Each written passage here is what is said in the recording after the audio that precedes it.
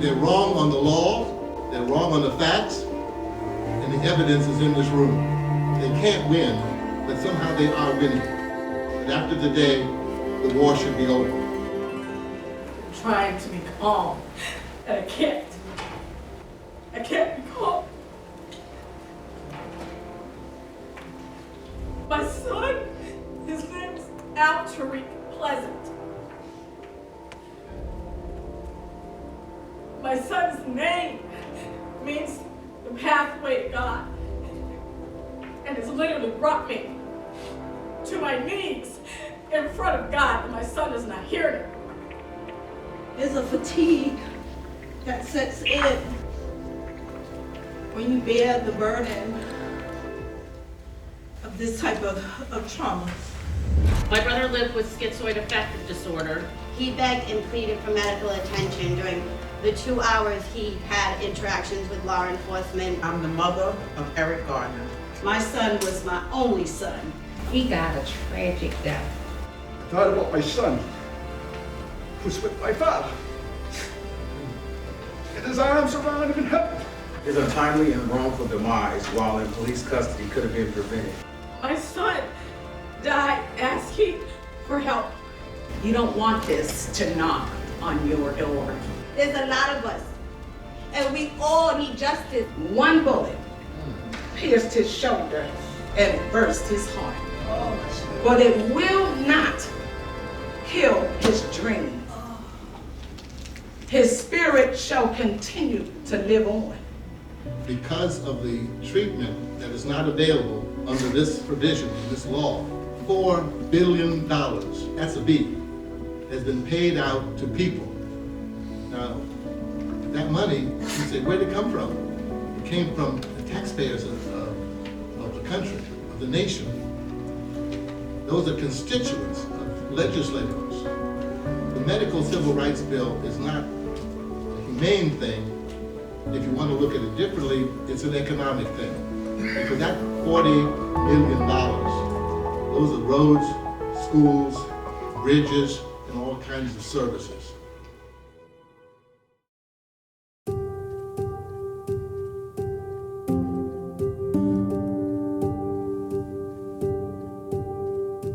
My name is Dinetta Scott. Gwen Carr. Reverend Dr. Greta Willis. Zolene Kane. Melody S. Cooper. Shalwyn Jones. Nicole Calamita. Vicki Willis. Nora Massey. My name is Angelique Negroni Kears. I am the wife of Andrew Kears. Sergeant James Brown was my son. My son, Kevin L. Cooper. I was with Troy Hodge for almost 21 years.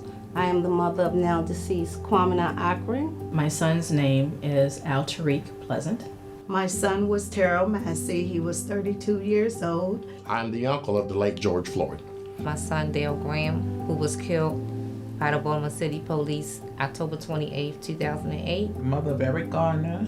I'm from New York City, Staten Island, New York. And I'm here to stand in solidarity for the Civil Rights Medical Act.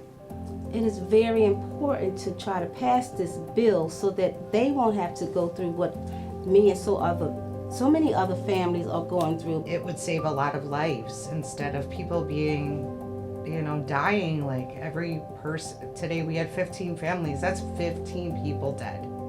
That shouldn't be. And there's so many more. And you ask for help, you want somebody to not only hear you, but respond.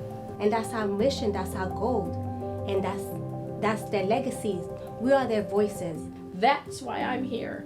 Al's not the only one. It's bigger than my baby. I'm fighting for other people's children so this doesn't happen again. Fix a problem, to rewrite a wrong, to rewrite something that has never been written. And when you think about police brutality, when you think about gun violence, when you think about death, you think of all chaos. And to know that there isn't a gray area between contact and death, it's hard to believe. We shouldn't have to go through all this for things to be able to change. It really, like they said, it's a common sense bill. It's just so senseless. Sometimes lives could be saved if the medical profession would step in at the time that our citizens are in distress. The minute that he said, "I can't breathe," the officers would have had to make that call to call EMS. The Medical Care Act will help save people's lives, and that will afford anyone and everyone medical care, emergency medical care in the middle of any type of interaction with law enforcement, correctional officer in a correctional facility, but mostly anyone that's in need of care. There's so many more people. There's a vast community that has been impacted, and it wasn't televised. My child, life is gone. This bill save somebody else. If it happens in a state where there is no bill, there is no consequences, there is no punishment. This has to do with the preservation of life. And the medical civil rights bill would be a basic preservation of life. I see a fight on our hands. I see education being needed to educate people that this will protect them in the long run. It will protect their loved ones in the long run, that it will save cities and states money in the long run. But I'm glad that Massachusetts is taking this step because it's one step at a time. Keep fighting. Let's keep our heads up. And with people like you, with people like me, we're gonna make this a better world sooner or later. And I'm gonna hold on to that. And I'm gonna keep pressing.